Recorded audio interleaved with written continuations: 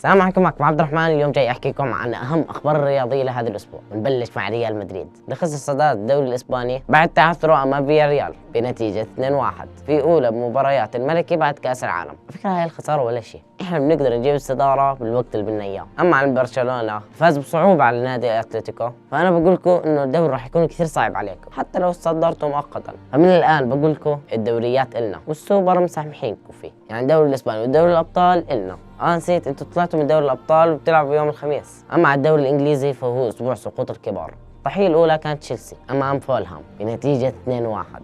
اما عن الضحيه الثانيه كانت ليفربول ضد برايتون اللي خسر بنتيجه 3-0. انا الصراحه مش مستغرب، لانه زي ما حكيت زمان وبرجع اكرر انه ليفربول بهذا الموسم مش بالفورمه المعتاده، وهذا الموسم راح يكون كارثي لهم. اما عن الضحيه الثالثه فهو العملاق مانشستر سيتي اللي خسر من الشياطين الحمر بقيادة تين هاج. أنا اللي عاجبني بهذا المدرب إنه ما عنده لحية ممشطة، والمصلحة الأولى هي مصلحة الفريق، عشان هيك متألقين بآخر فترة. طبعا ما بدنا ننسى نحكي عن أرتيتا العملاق اللي تصدر الدوري الإنجليزي مع فريقه الأرسنال بسبب قوتهم وانضباطهم. وأخيرا بدي أختم بالدوري الإيطالي مع نادي واحد بس اللي هو نابولي اللي طاج يوفنتوس 5 أهداف بدون رحمة. صراحة أنا هون بدي أسألكم سؤال، نابولي فاز على اليوفي لأنه قوي ولا لأنه اليوفي بأسوأ حالاته؟ اكتبوا لي رأيكم بالتعليقات. طيب آخر الحلقة حابب أسألكم شو أكثر الدوريات اللي بتتابعوها اللي حابين أركز عليها بالفترة القادمة؟ وفي شغلة كمان، حاب أشكر كل شخص عم بتفاعل مع فيديوهاتي، وتعليقاتكم دايما بتفرحني. صار نهاية الحلقة، تستعملوا لنا لايك وسبسكرايب. السلام عليكم.